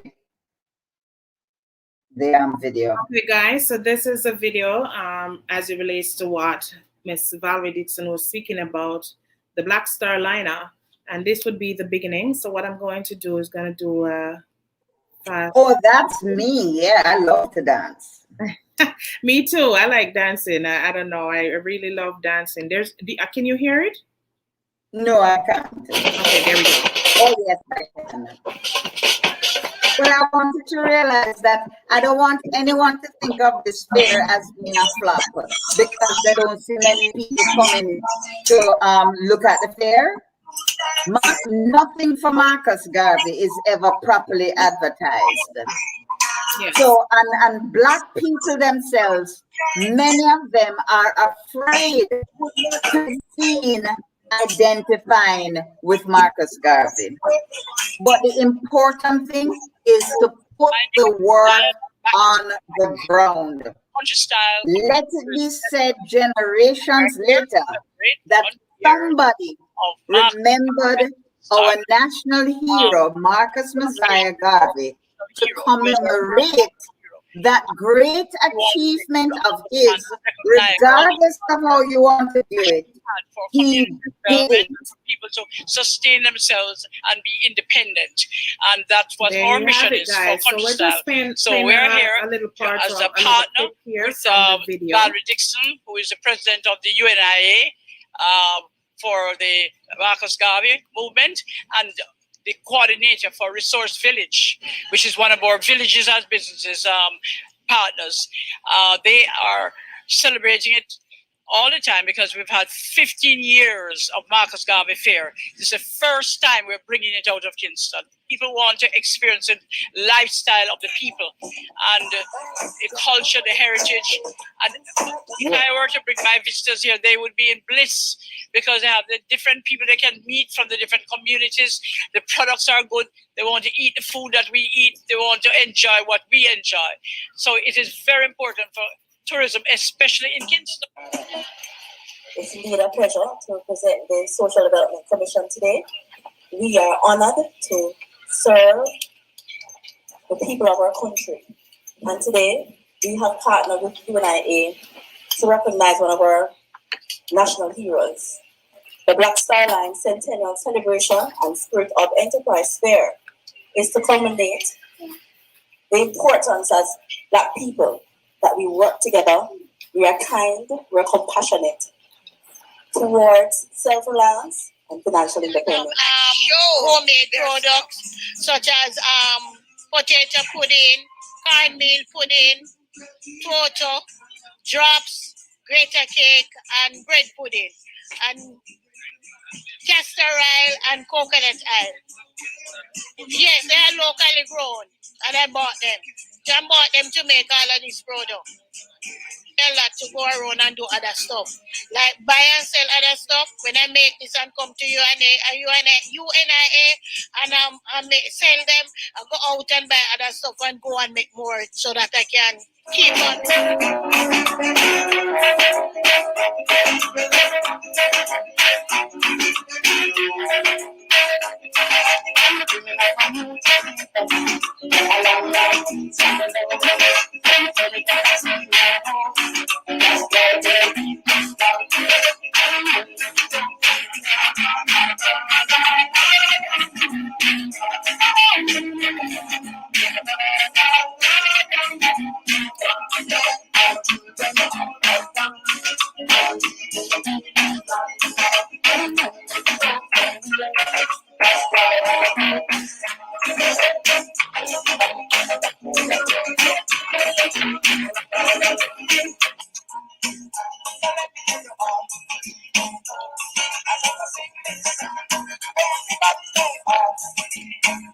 I come down here to celebrate the 100-year centenary of the Honorable Right Excellency Marcus Mosiah Garvey, who has done a great work for the black race throughout Jamaica and over the world. So I is here to pay respect and honor for this great occasion, which was never done in Jamaica, celebrating the Black Star Line movement. All right, guys, so we are going to cut it right there. I'm sure that you have seen.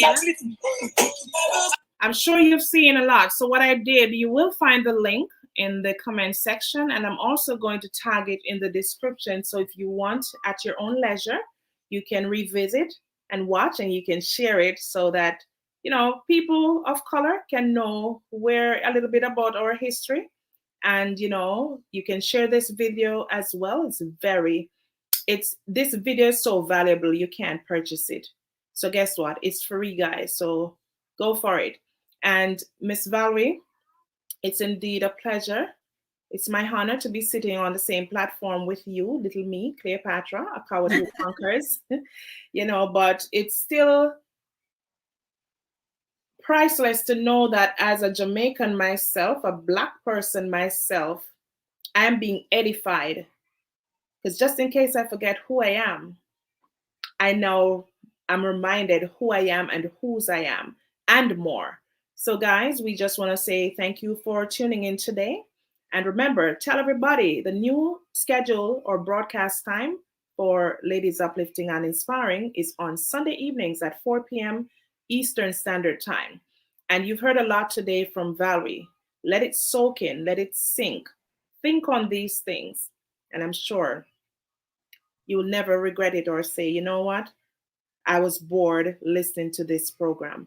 And she will be coming back, right, Miss Valerie? Yes, Miss Cleopatra, because as I said, we need to know. Unless we know the truth, once you tell a child or an adult or anybody the truth, and say, oh, say, go, and they're at peace. But when you keep hiding things from people, and that's why this book is a reality, because I decided that I was going to expose as much of what it is that ails the Black race through this book called Too Black to Succeed, the FinSac Experience. And we are to learn from it, because if we don't stop this foolishness where Black people are kept down, then we will forever remain too Black to succeed. And that cannot be so. And everywhere there are Black people, we have stories of this title where we're just cowed down, disrespected by people who have no authority to speak about superiority and privilege. And even if the media wants to still beat us down, it's time for us to stand up. And if we even have to eat callaloo and spinach every day, Yes. Keep that money circulating in the Black communities. Each one, lift one, and teach one. We must lift as we climb. I will end with that we lift as we climb. And thanks for this wonderful opportunity, Miss Queen Cleopatra, for letting me have a little space on your platform. So there you have it, guys. Lift as we climb, and don't forget to take a seat. Sit down there, son. Don't make nobody tell you that you can't sit down there. Don't be no kaba. You're his royal priesthood. You're of high esteem. You're stalwart. No, let nobody tell you say you're nothing. All right? Just get up, rise up, get out of that valley experience. Be powerful because you are powerful. All right. Thank you so much for joining, Patricia Fagan. You are welcome, my dear. Just share the word so that others know what we're doing today, you know, inspiring, edifying, like Miss Valerie stated. And don't let fear stop you either, because fear is the number one factor today as we speak. So, Miss Valerie, I'm going to ask you, please, if you could lead us out in prayer, if you don't mind. Sure. Okay. All right, let's put ourselves and our hearts in a special place. This is not a time for us to think that we are nothing, Lord. Master, you have seen that you have sent those to teach us. You have sent those to lead us. And we have been misled. We have been misinformed. But open our eyes, Master, so that we can see that as your children, you never made anything inferior. And so as we go about our daily lives, let's once more go back and claim what is ours, that we will never, ever, as long as there is life on this planet, ever be too black to succeed. It is impossible. And so we thank you, Lord, for giving us this wonderful program and for providing us with Miss Cleopatra, who has decided to work with you and for you. In your name we pray. Amen. Amen and amen. And before you go, Miss Valerie, one more time, tell them if you have any social media handle, as well as how to get your book. You know, just yes. Yes. I have a website that is tooblacktosucceed.com. I hope to maintain it more in the very near future. And my handle at Twitter is @BottleTorch. And I think I am hashtag BottleTorch as well, but I'm not too sure. But I do know about Twitter @BottleTorch and tooblacktosucceed.com. And the book can be bought. As in the title of the book, TOO Black to Succeed.com. That's correct, .com. And it can be bought on Amazon.com and Kindle. And if you're in Jamaica, get in touch with iNation, Kingston Book Shops, all branches, and C-Mart in Liguanea Plaza. iNation, I think, is a wonderful seller, and he has some wonderful books full of Black history and Black knowledge. Okay, there you have it, guys. So just in case you didn't get all of that, what I'm going to do, I will take that information from Miss Valerie and I will post it in the description so that you will have that information at the tip of your finger, so you can say, oh, what did she say again? That's what we do. We make sure that you're well equipped.